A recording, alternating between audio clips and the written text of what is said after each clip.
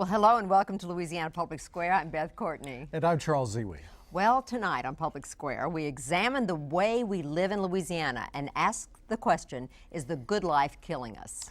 The Centers for Disease Control estimates that 61% of U.S. adults are either overweight or obese, despite the fact that Americans spend $33 billion a year on weight loss products. Well, clearly, we love to have a good time in Louisiana, and doctors say the way we live is taking a toll. Louisiana spends millions of dollars every year promoting the state as a great place to have fun.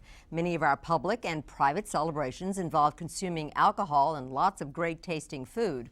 The reality is that in this state of 4 million residents, 1 out of every 4 people is obese, and the poor picture of our collective health is disturbing. By most measures, Louisiana is the unhealthiest state in the nation because of high premature death rates from cancer, heart disease, and diabetes, and most importantly, because of the way we live. Researchers say our environment, which promotes inactivity and consumption of large portions of food, is killing us. Scientists even have a phrase for it, obesogenic environment, an environment that favors the creation of obesity. Dr. Claude Bouchard is executive director of the Pennington Biomedical Research Center, which is one of the nation's leading nutrition research institutes. We've succeeded in creating and maximizing the conditions that favor increase in food intake and calorically dense foods particularly, and reduction in energy expenditure, and increased sedentary time. And we have the results in the national statistics. The numbers are chilling. Louisiana leads the nation in childhood obesity. More than half its citizens are overweight, and 1 in 5 adults is obese. Again, Claude Bouchard. Ultimately, no society can sustain the cost that will grow to the point that you have 2/3 of the population obese and then 2/3 of the population sedentary. Everybody will be affected by these chronic diseases and will go bankrupt. Diabetes is rampant, especially among African Americans. More than 200,000 state residents suffer from the disease, which accounts for more than $2 billion in health care costs in Louisiana alone. For Rudy Macklin, the executive director of the Governor's Council on Physical Fitness and Sports, those numbers are a grim reality. We always last when it comes to health indicators, and we have the highest, one of the highest obesity rates in the country, the highest rates of illness. Alcohol consumption is also a problem for Louisiana, where 18% of all alcohol sold in the state is consumed by underage drinkers, and half of all traffic accidents are alcohol-related. Janet Dewey-Koller is executive director of Mothers Against Drunk Driving. Louisiana has a serious problem with underage drinkers. 250,000 of our young people are drinking.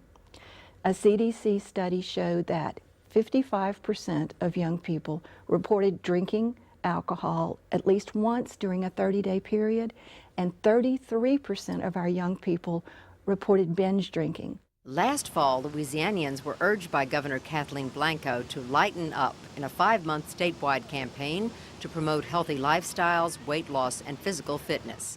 Rudy Macklin, however, points out dropouts were a problem. We learned that people have good intentions in the beginning. Like, for example, we signed up over 33,000 people, but a little over half completed the program. Genetics, in part, may account for that. At Pennington, researchers discovered that the benefits people gain from exercise depend in large part on their genes, meaning that some people can eat a lot, rarely exercise, and still lose weight. For some like Cherie Holland, the path to weight loss involved radical measures. I tried many different things, including Weight Watchers, which is excellent, and diet pills, and going to the YMCA and working out, and I had short-term success with all of them. But with gastric bypass surgery, it's more of a lifestyle change for the rest of your life, so I ended up choosing that one. I feel some of the main factors in contributing to my weight problem was the fact that I made wrong food choices. I ate out a lot of the fast food restaurants, and I also ate for a variety of emotional reasons, from being bored to being upset to being happy. Culture is also an important factor. There's a relishness for life here that's directly linked to the Catholicism. Maida Owens, director of the Louisiana Folklife Program, suggests religion plays a big role too. Unlike Protestantism, that's much more likely to promote moderation, Catholicism is going to encourage you to live boldly. Living boldly, Owens adds, transforms sustenance into a symbol.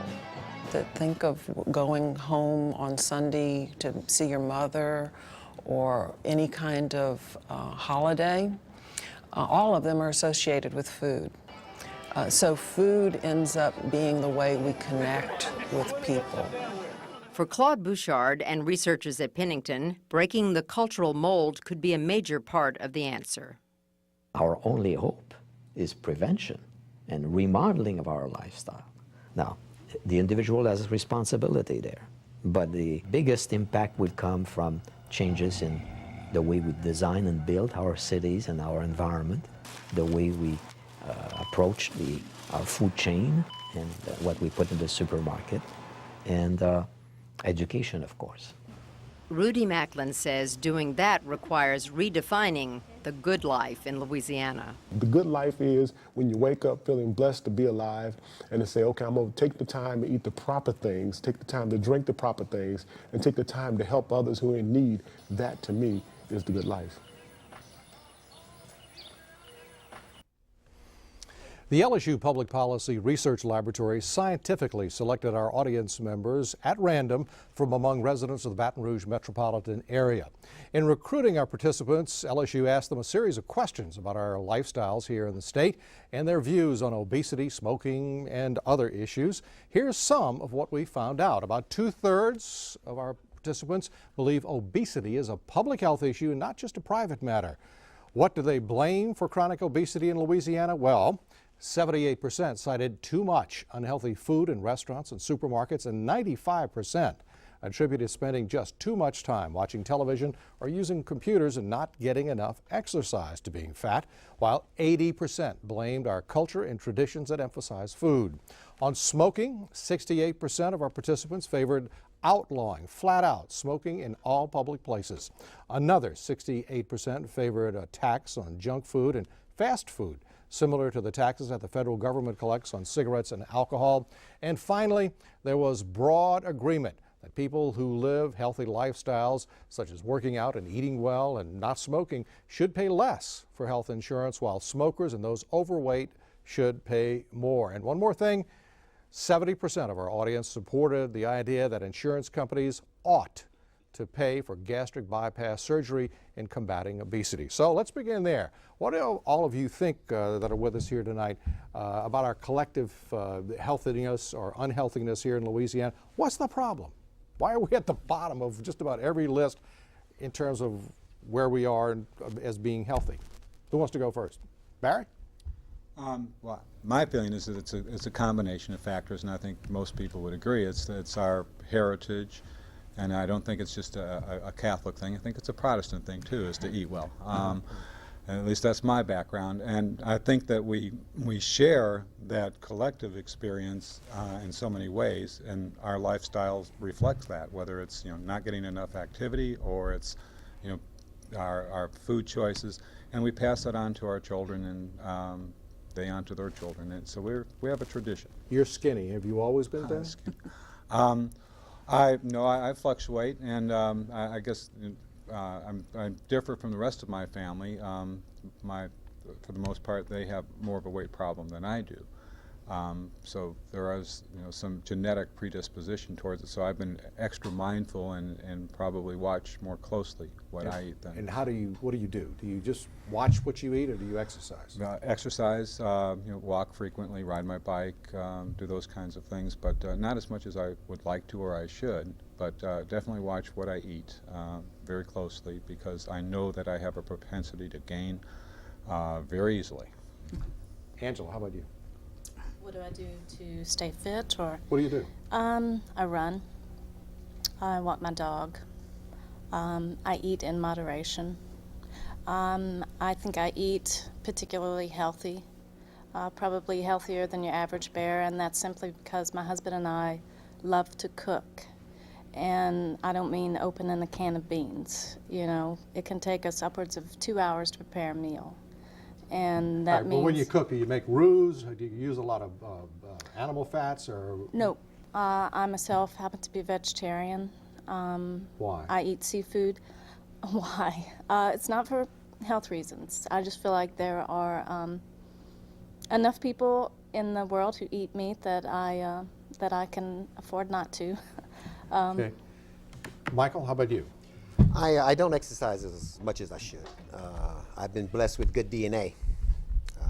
Now I need to be a good steward and protect that. As I said, I don't exercise. I travel quite a bit.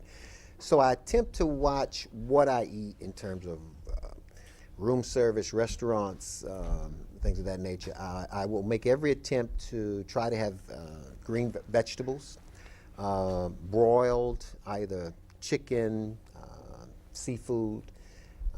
But you see people around you. I mean, you know, you go to anywhere. You go to the mall, go to the doctor's office.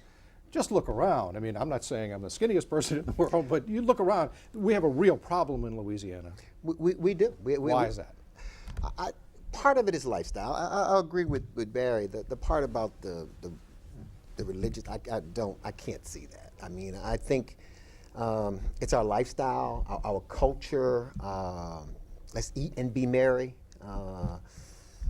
Let's go to our aunt's house and have fried catfish, potato salad, rice dressing, as well as macaroni and cheese. That's not gonna get it. But your mama made it. You gotta eat it, right? Well, but you know, Mama didn't know what we know now. Okay, Mama worked harder than we work hard now. So, Mom and Dad didn't need to go to a Y for physical exercise. Mom and Dad got it every day, working every day. I want to turn to the lady to your left there just a second, but I want to ask you real quick. Sure. Did your parents smoke? Did they use alcohol at all? I mean, were there any of those problems in your family? I mean, in other words, were you brought up in an environment in your home that discouraged an unhealthy lifestyle? My father smoked, still smokes, drank. Okay, I was brought up in South Louisiana, where alcohol was a way of life. I mean, it was, you know, the thing is, when you become a young man, you're having to beer with your dad. Okay, so my mom did not smoke, okay, at all. So I did smoke at one point in time in my life, and quit. How about the rest of you, real quick? Who smoked? I did for years, and the only thing that helped me was acupuncture. And I had to go through maybe 2 months of acupuncture. I wished I had never picked up a cigarette, but I did. We used to go dancing and have fun and drinking when I was in my early 20s and having fun, and part of it was smoking cigarettes. But I got sick a few years ago and said that I would be in the hospital having knee surgery and it wouldn't be good to smoke cigarettes, so I quit. But if it hadn't been for acupuncture, I don't think I could have quit. It's a hard thing to do. Let me ask you something. Before we went on the air, you and Pam told me that you'd had bouts with cancer. To what extent do you think that the way you lived, what you ate, the environment around you, it was related to your cancer? I think you told me you had breast cancer a long time ago, in 1986, and then you said you had a liver problem. I took medicines for my knee condition that caused or helped contribute to some tumors that were in my liver, and I had to have the left portion of my liver removed based on there was some damage done due to the non-steroidal anti-inflammatory drugs I took for my knee condition so that I could walk. But I had quit drinking maybe 10 years before that, so my liver was healthy in those regards, and I was lucky that I had quit drinking. So it was medically not prescription related? It was just basically that the people told me it was not genetics, it was not hereditary, it was not congenital. They said you simply were poisoned by these drugs. And you're seeing now a lot of people are having trouble with the non-steroidal anti-inflammatory drugs that they take for arthritis, but basically I was a person that couldn't take those pills. Pam, there are statistics out there that there is a significant statistical link between breast cancer and obesity. Tell me about your story. Well, I never did exercise that much, and I was under a lot of stress with my job. I wasn't eating right. Sometimes I'd eat a piece of fruit for lunch and go all day not eating. And after I was diagnosed with breast cancer in '86, I said, well, I've got to change my lifestyle. And the doctor said he gave me 1 year to live without treatment and 3 to 4 years with treatment. And so my husband and I discussed it, and he said, well, you better turn this over to the Lord or you're not going to make it. So I started eating right, my vegetables, exercising. I do aerobics 3 days a week. I walk 2 or 3 times a day. I have a dog, and we go walking. So you really got the devil scared out of it. Oh, I did. I had it in 2 of my lymph nodes, and when I took chemotherapy, the doctor said it was a miracle that I didn't lose my hair. I had 9 treatments of chemo, and I took 6 weeks of radiation. Let's hear from some of the people we hadn't heard from. Dr. Baskin, Charles Baskin from Baton Rouge, a longtime practitioner here in the city. What about all this? I mean, you've seen it all, right? You're a thoracic surgeon. What about this link between the way we live in Louisiana and all of this obesity, all of these problems with smoking and drinking?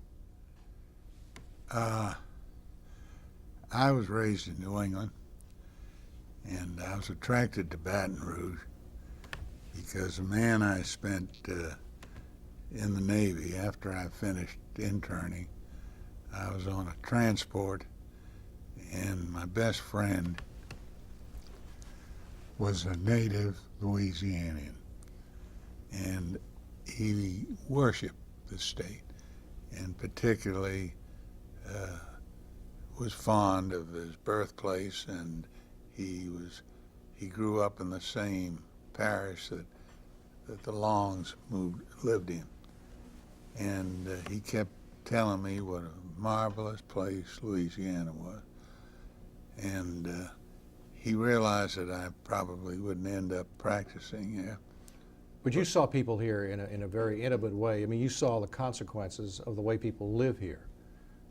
In retrospect, looking back on your career, I mean, you're retired now, but what would you say about the way people live here and the consequences of what happens? Well, I treated a lot of the cancer of the lung, and I was the first one to do any heart surgery in Baton Rouge. And the only way that was different was that you ran into more people who smoked. But you did up north and the Midwest and the West where I've lived too. That's a general problem. Smoking, particularly through the 30s, 40s, 50s, then people kept, as I did, started smoking a pipe. But you couldn't convince people that cigarettes were that bad. Krista, how about you? Tell us what do you think about all this? Well, I'm a smoker, and so it is always something that I'm conscious of, that smoking's not good for my health. I know the effects it can and will have on me, but you still do it. And I still do it. I still do it. So I'm not trying to put you on the spot, but what's that really about? Have you thought about that? Yeah, really, smoking cigarettes for me is a way for me to relax. It started out as a way to kind of cure my boredom, peer pressure. All my friends were doing it. You go out to bars, you drink. I didn't start smoking until I was 21. So, I had already moved out of the house, been out of my parents' house for some time, and I don't really think that my mom smokes. I don't think that her smoking really had any kind of impact on me. I think it was more people I hung around with. Just how about seeing the it issue, every day. Let me ask you something though. But I mean, the people I know who smoke, particularly the women I know who smoke because they think it holds down their weight. Is that you? No, I really don't think that smoking has. I never really thought about it that way, but no, I don't think that smoking keeps my weight down. Or if I quit smoking, I'm sure that, like most people, I would gain weight, but that's not a reason I'm going to quit. Does it aggravate you that there's such a push toward outlawing smoking everywhere? Does it just drive you nuts? I don't really find it aggravating. I think everybody has, the right to be in an area where they don't have to sit with secondhand smoke. But at the same time, myself as a smoker, I want to be able to go into a restaurant and enjoy my cigarette and take my time and have that luxury as well. One of the questions we asked on the poll was, would you favor enacting an outright ban on smoking in public places? I guess you would not. I wouldn't. I've been to Texas where they do, and it was just very difficult and not really difficult. It was a little annoying to be able to sit somewhere and, Barry wants and to not make a point enjoy here. myself. I'm a smoker as well, and oh yeah. See, it's not just you. We are a minority, and that's very evident in places that where smoking has been outlawed, and you feel the stigma. You feel that you are different and you're treated differently, and so be it. But that's a choice that I continue to make. My mother died of lung cancer at 66. She had quit smoking at 50, and to my father's constant chagrin, I still smoke. You would think you'd be one of the first oh yeah, people I mean, you told me earlier now that you watch it. I mean, you kind of try to take care of yourself, and you smoke. And I still smoke, and it's a choice. It's a conscious bad choice. I mean, I know that it's wrong, and I know that it is affecting my health. I think it is a public health issue, just as obesity is, because my medical costs, and I was one of the people that answered the survey that said, yeah, I should pay more for my insurance. You would? Oh yeah. I mean, I think it's a lifestyle choice that I've made, and I should pay the consequence, not just when I buy the cigarettes, but for in the long term. And I think the same. Ginger, let's hear from you, because we haven't heard from you yet. Well, I don't smoke, but I eat. And but you don't show that you eat. No, but I eat a lot. And I think part of the problem in this state is just the way they prepare food. And the roux that they make, and the flour, and the grease, and the jambalayas, and the food, not only do we eat a lot, but the food is great, and it's just very filling, and it's very fattening. And then you put liquor on top of that, and then the bread pudding. Oh, I could go on. So no, I eat a lot. One of the things that the scientists investigating cancer look for is a magic bullet, something that will cure cancer. I mean, there's even a lot of talk about a pill for weight loss. I mean, we've heard about fat creams and things like that. Are you waiting for the magic pill that you can take, or all of you, that will solve your weight concerns? It's going to come down to either the gastric bypass type things or just discipline. Right. Debbie, you're shaking your head. Well, I was going to say, I think it has to do with exercise and what you eat. I'm a vegetarian. I eat very little, but I have a health problem that keeps me from being able to walk very far. So I'm not able to exercise much. And I have put on weight based on that. But I think you have to balance out what you eat and the amount of exercise you do. And so many people now are spending time with computers. And they come home from work, and they're at work with computers. They come home, and they're on computers at home. And they're just not getting the exercise they need to. And children these days don't get the exercise they need to have what either. About we're actually running out of time very quickly for the first part of this program, but what do all of you think about how our lifestyles are affecting our kids? I mean, we saw pictures of some very overweight children and young people here. What about that? I mean, how much should the state get involved in doing that? Should there be a tax on snack foods and fast foods? I mean, everybody who has a child knows it's very hard to go past a McDonald's. What about that? I definitely think schools have got to get rid of those soda machines and stuff out of those schools, and I think PE. So many schools don't even have them anymore. Right. And that's bad. That's I was going to say that, Ginger. I think you need to have a snack tax. Okay, like you have any tax on a vice. All right. One of the key things is that we're retrogressing. Okay, I'm going to be 55 in April. When I grew up, you had physical education in schools. Education is not just mental, it's physical, it's the entire human being. And we need to take a very hard look at doing that, okay? Now, we say that, we have to do more than just say it. We have to fund it. And in funding that, that means we have to vote for certain taxes that will support that. And you know, everybody wants to go to heaven, but nobody wants to die with that, right? And I think that it goes hand in hand with some of the fiscal crisis the state is facing. And I mean, it's not just culture, it's our culture of poverty. And the diet that people who come from economically deprived background, to some extent, are forced to live on. Right.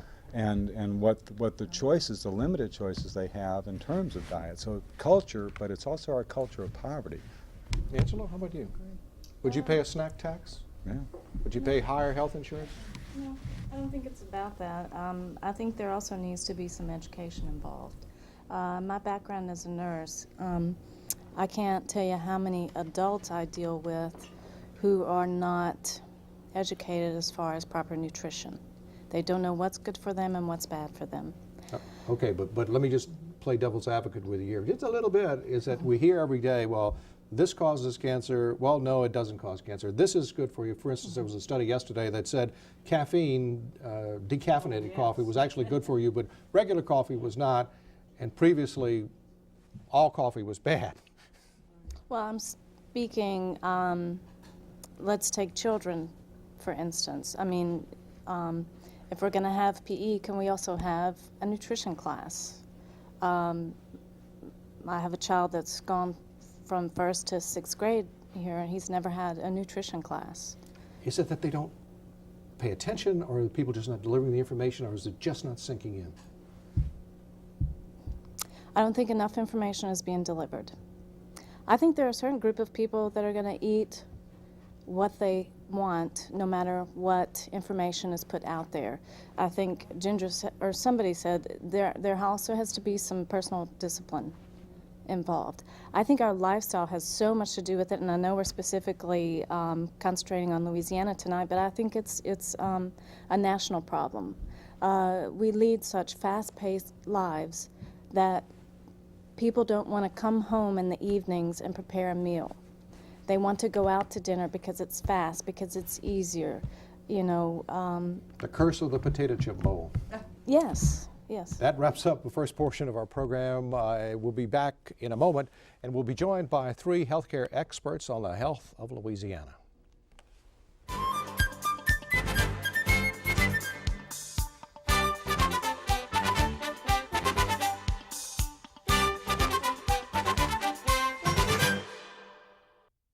While I was growing up, I always wanted to be an American. I didn't really quite know what that meant. I'm a sansei, which is Japanese for 3rd generation in this country. I grew up in the Portland, Oregon area in a predominantly Caucasian community.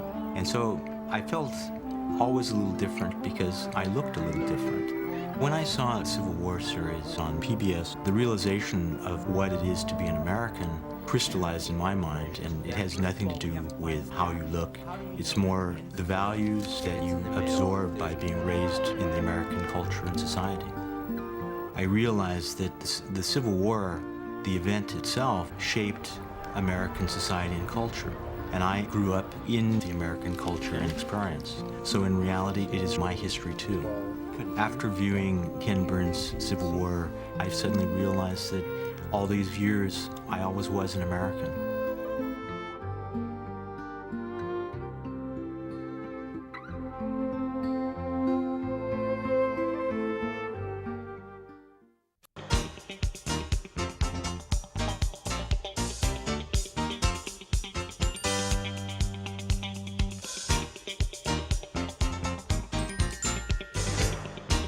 Continuing our discussion now of Louisiana lifestyles, we're joined by 3 people who've devoted their careers to understanding what's going on health-wise in our state. First, Dr. Elizabeth Fontham is Dean of the LSU School of Public Health.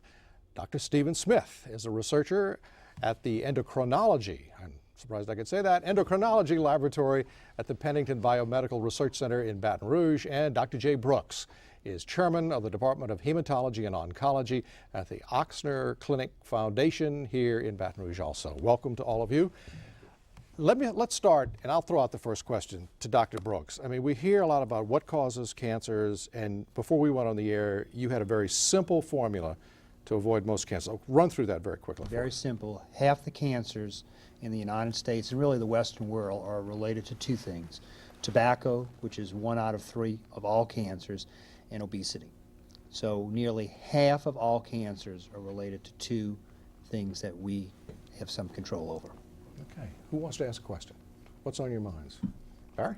Or Pam? Go ahead. Well, how do you feel about stress with related to cancer? Well, I hear that question a lot every day, and people ask me that.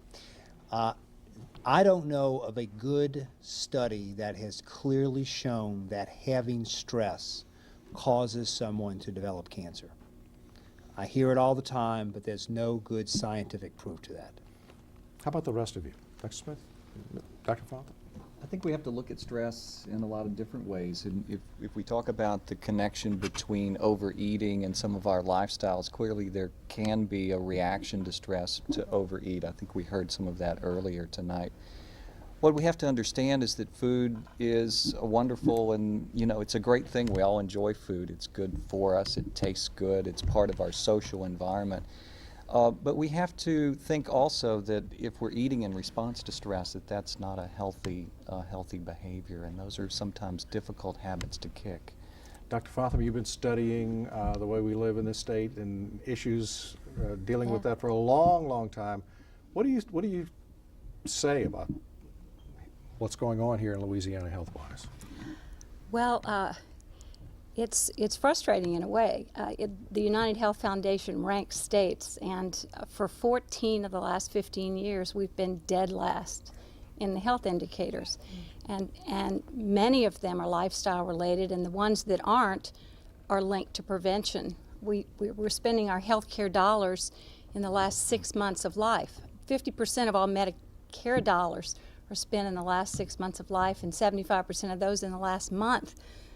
That's too much, too late, and we need to be addressing prevention. Debbie, what's on your mind about this? Well, I was going to say, I know that Louisiana is, high ranker in cancer. My brother has just come down with a brain tumor, and my father had pancreatic cancer. That's not really what was the cause of his death, but I know that Dr. Brooks can probably talk a little bit about the numbers.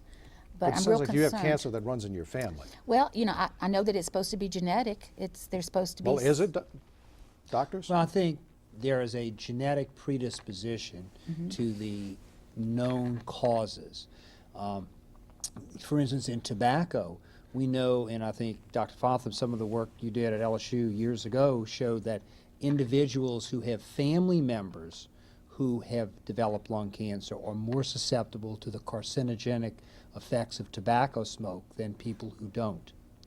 And so we have a genetic predisposition to a variety of illnesses, heart disease, cancer. And so what we want to try to do, we can't change our genes.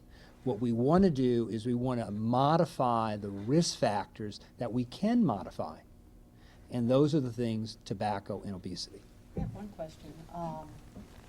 Because I have personal experience with this, but I'd be interested in how many cancers, especially in women, are hormonal with all these hormones women have been taking. And is that considered lifestyle because we took all these hormones? And that's part of the problem. If you say, okay, a lot of cancer is because of obesity and smoking, well, now they're finding out all sorts of things are causing cancer that we all took and did, and now we're having the results of it. What about that, Dr. Smith? Oh, I'm going to punt this one over to Dr. Brooks. I think that's probably more. Punt it to me, too. That's right. It's going to look like a Marx Brothers routine here in a moment. The studies have shown that taking exogenous or taking outside hormones does raise one's risk for developing breast cancer. It's a very small increase in the risk. I mean, the most common, men and women both have breast, but women get breast cancer 200 times more common than do men. And it is a hormonally related disease. What we also know is that as a woman ages, which has been occurring in the last century, her risk of developing breast cancer increases tremendously. So that's one of the reasons why we see so much breast cancer today. So we have an aging population. And the other thing is we are discovering breast cancers at much, much earlier stages than we used to. And the fourth thing is Gerald Ford's wife, Betty Ford, did the greatest service for cancer in this country 30 years ago by telling women it's okay to tell people you've had breast cancer. So we talk about it. And so those are the reasons why you're hearing more about breast cancer. So do I think taking outside hormones increases the risk of a woman developing breast cancer? It probably does, but a little bit. How about our other panelists? Well, I guess since I'm a woman and at higher risk than my good friend, the man, Jay Brooks, a little bit is a relative term. And we were very surprised when the Harvard Women's Health Initiative demonstrated that, unlike what we thought for many, many years, that Prempro opposed estrogens, a combination of estrogen and progesterone, which is what we've been taking for the past few years because it was more beneficial and avoided some other adverse side effects, including another type of cancer, with pure estrogen. And the increased risk is about twofold, and that's substantial. And so a lot of women are choosing not to take it. Can I say something? Yes, go ahead. Well, when I was diagnosed with breast cancer in '86, I was on hormones, and that was the very first thing my doctor took me off of, was hormones. I'd been on the shots, and he took me off of them. Did you want to add anything, Doctor? Well, I would like to just throw in the fact that obesity contributes not only to breast cancer, but many other cancers. I think colon is really at the top of the list.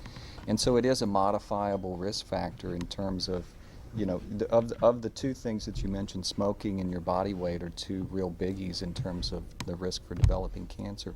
But let me just say, it's not necessarily just being obese. There are other dietary components that contribute to our risk, and when I counsel people about what I think they ought to be eating, it's sort of what our mothers used to tell us: you need to get your fruits and vegetables on the plate. And when you look down at your plate, it needs to have more colors on it than just tan. Okay. That's a hard sell in Louisiana, though, Debbie. What I was going to say is what's really disturbing. My brother's a very healthy person. He's had a wonderful diet. He's been exercising a lot. And for him to just out of the blue, 51 years old, come up with a brain tumor. And, but let me just say this, bad things happen to good people.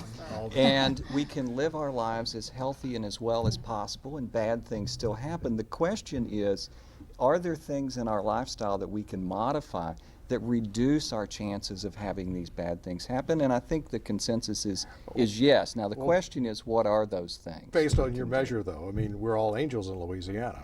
Bad things happen to good. You were talking about the big displays of food, and cancer rates, not only cancer rates, but a lot of health problems are concentrated in the African American community. I wonder what's on your mind about that. Well, one of the things that I was thinking about, and what popped into my head was the fact of the high rate of cancer, especially in black men, in prostate cancer. And it's very easy for us to sit back and say, well, the economic condition, the educational condition. I don't know if I buy that 100%. Well, I think that's a reasonable thing not to buy 100%. Right, because I think a lot of it is, I think Angela mentioned it, we have to be somewhat accountable, okay? I had a friend who was mentioning that the high rate, even in the military, where if you need to go to the doctor and you're in the military, you just go to the doctor. Yes. Okay, so I think what can we do? What can we take back to our organizations, sororities, fraternities, churches, social groups?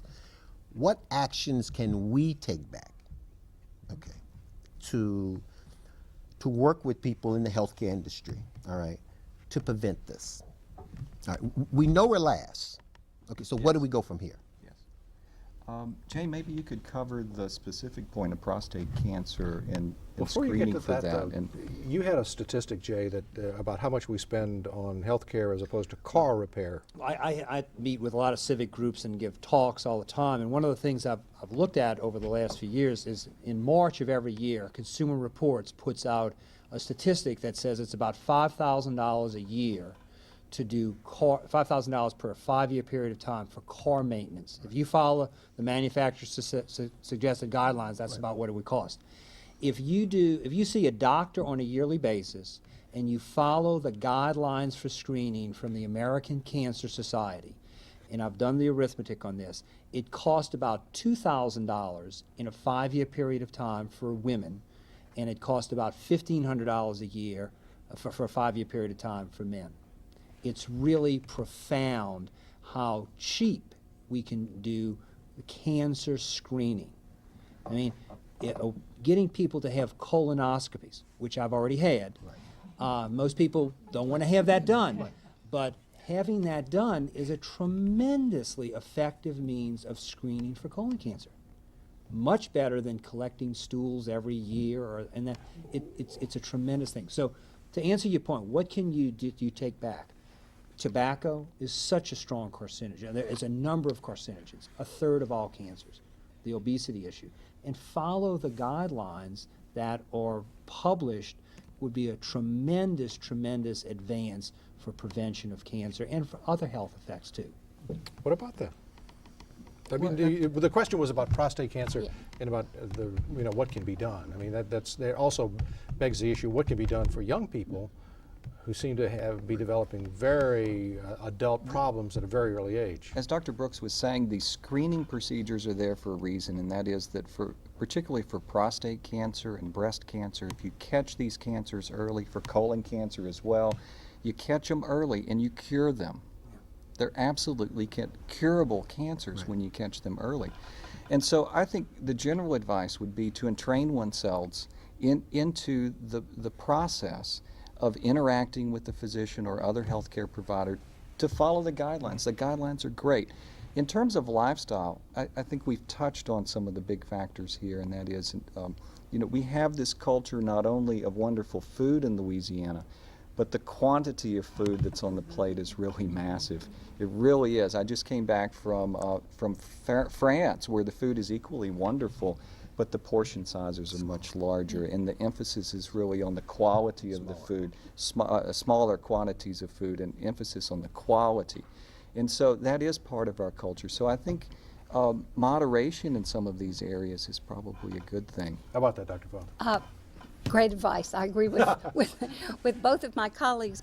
I would also speak specifically, though, to prostate cancer in African American men. We don't know a lot about the causes, and that's one of the reasons why early detection is so important, because we can detect it early and treat it. We can prevent a prostate cancer death. We don't know as much as we'd like to know about what, in fact, the risk factors are for prostate cancer. We know race or ethnicity is one. African Americans have much higher rates than Caucasian men or Asian American men or Native Americans. It's a striking picture. And the exact causes that we don't know. We're funded. We're doing a big study here in Louisiana jointly in North Carolina, funded by the Department of Defense. 1,000 Louisiana men with prostate cancer and 1,000 in North Carolina, and we are looking at specific dietary components. We're looking at aggressiveness of the tumor and some genetic factors to see if we can better understand the very, very high risk in African American men. I'm not asking you to jump your findings, but what are you seeing any trends so far? Oh, I would love to be able to jump my findings, but we have just started the study, and it'll go for 3 years, so we really don't have any. When you were talking about a colonoscopy, Dr. Brooks, Barry was shaking his head right here. No, I mean, that's not a fun picture. No, but I think you probably have. You speak for a lot of men when you.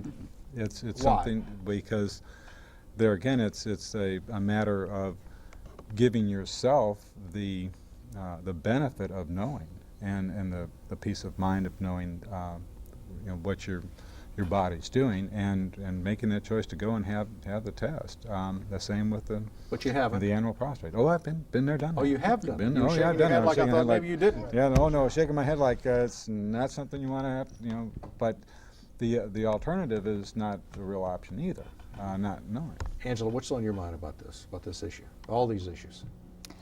Because you're a nurse. I believe that two things: moderation, prevention. we do not practice near enough prevention. And where does the prevention begin? We don't promote a society of wellness. We don't go to the doctor unless we're sick. We do not go to prevent and get checkups, like the colonoscopy, like the annual, health exam, the breast exam. I have a question. My family has a propensity towards high cholesterol, triglycerides, and I'm on medication, and even with the medication, it's only 212 and watching what I eat. I have a 22-year-old son. I've often wondered, do we need to, because he's a runner, he's pretty healthy lifestyle, should we get a baseline check on him? Is that something, that we should look at earlier for kids? Because I sometimes wonder if we had even had him checked in his, pre-teen years, would we have found out some things and helped him look at what his diet is? That's a good question. What about subjecting young people to the kind of diagnostic screening that you're recommending for adults at much later ages? Some of it, I think, absolutely should be done. All of it isn't necessary. You don't need a colonoscopy unless you're in a family with familial polyposis. But if you are in one of those families, then you're screening young people in their teens and 20s. Well, the guidelines healthcare won't let you pay for it, though. That's the problem. Then there's that. They will for those situations. In this particular case, they family would. history. But I was diagnosed with high blood pressure in high school because I was going to be an exchange student overseas, and my blood pressure was too high. And it, sure enough, ran in my family, but it was an accident. And it is important. That's a simple, inexpensive, that can be done routinely, and it should be done in young people. When we talk about prevention, I think it means a lot of different things to a lot of different people. We obviously have talked about cancer screening, cancer guidelines. The other sort of flavor of prevention is making sure that we pay attention to our family histories, not only for cancer, high cholesterol, early heart attacks, these sort of things. And we know now in families who have problems with polyposis or early heart attacks, we know how to intervene effectively in young individuals. And so I think knowing that family history is an important part of that prevention. The other sort of flavor we talk about in prevention is, right now, is, as we saw in the early piece, is prevention of childhood obesity. And we have an epidemic on our hands right now in terms of the number of young people who are developing diabetes before they even have a chance to finish high school. Well, at the pharmacy I use in New Orleans, they keep the AccuCheck and all the metering devices behind the counter like it's something illicit, or it's like a controlled drug because there's such a demand for it. I'm not kidding at all.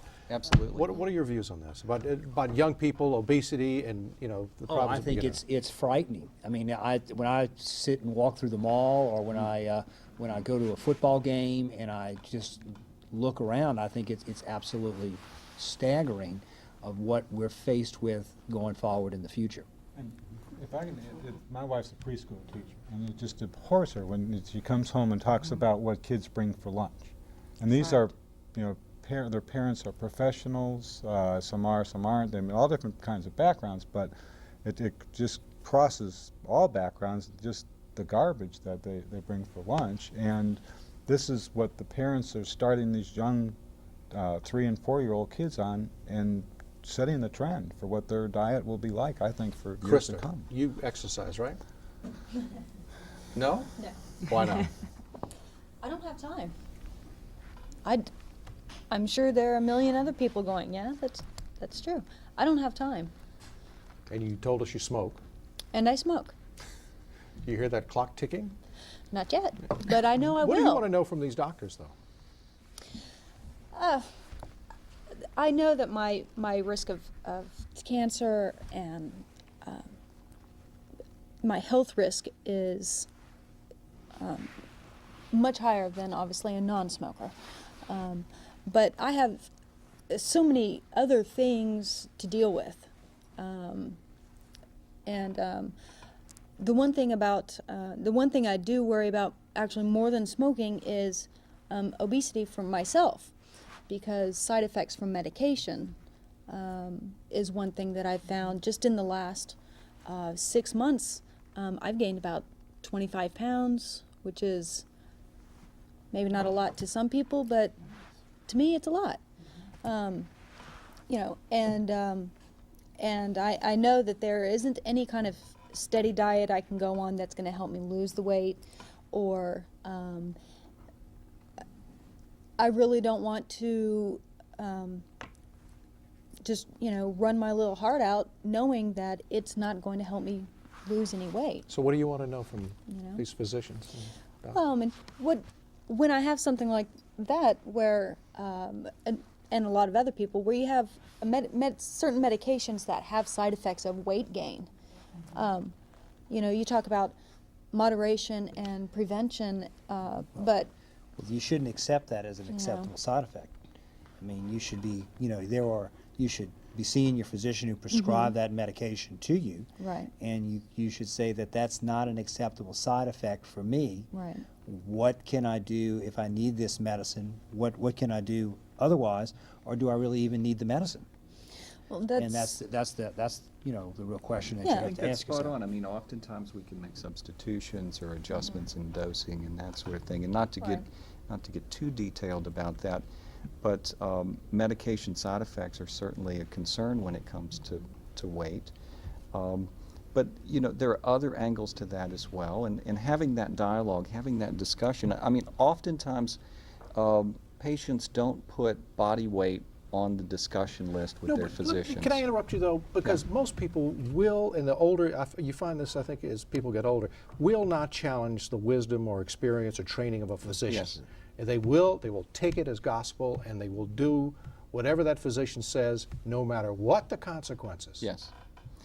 But this is what, the word I'm using is dialogue. It's engaging in a dialogue and bringing the concerns to the table. It's not that the advice is always perfect or it's always bad. I mean, there's some gray in this area as well. But the point is to have a dialogue, to bring concerns to the table, to say what's working and what's not. And that's where that concept of, you know, the perfect world is not We're running out of healthy. time. I want to give Dr. Fontham a chance to jump in here. Specifically on Well, physicians in terms of not being only God? on physicians, but she's concerned about, you know, what are the long-term effects of the medication that she's on, and I think that's probably a concern of a lot of people. Well, it depends on what the medication is. I think Dr. Brooks gave you great advice that a 25-pound weight gain in a short period of time is not normal, and that needs to be addressed with your physician right away. If others of us put on our weight more slowly over time, sort of fork to mouth, and it happens, and that's why physical activity is so important. And I want to say something about what happened with me and my liver based on, I was taking non-steroidal anti-inflammatory drugs. I think it's real important people get their liver checked periodically and have, you know, the doctors look at their blood and make sure everything's okay. I want to thank all of you for being with us tonight. We're out of time. I thank our panelists and thank our participants here in the CUC. Looking at your watch, it was quick, wasn't it? Over already. When we come back, Beth, Courtney, and I will have a few final comments.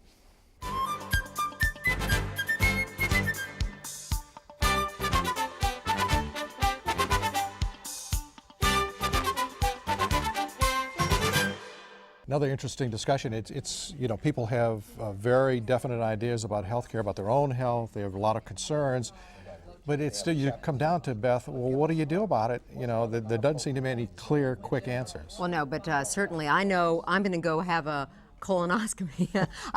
There's some very clear things we can do, and certainly the prevention side of it, and understanding that. Now, portion control is something that I think a lot of more education. We could have a long conversation about all this tonight, but I know that the lifestyles probably needed to be changed a little bit in Louisiana. But in Louisiana, who's going to give up the gumbo, the etouffee? Well, the small boils? portions. Just a little cup of gumbo. A cup of gumbo, I thought it was- Charlie.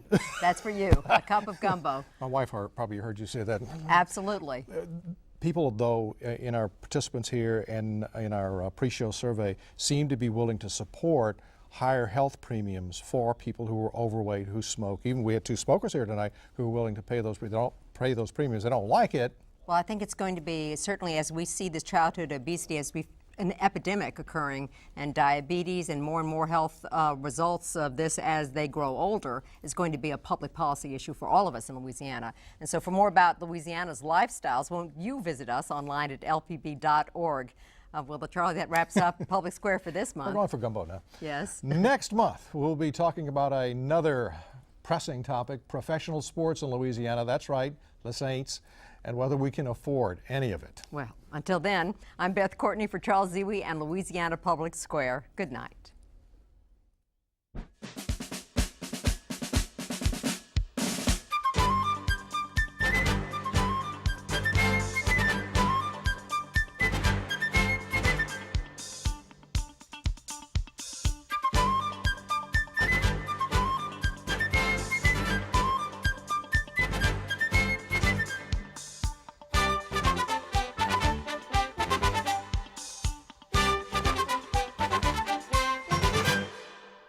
A home video of this program is available.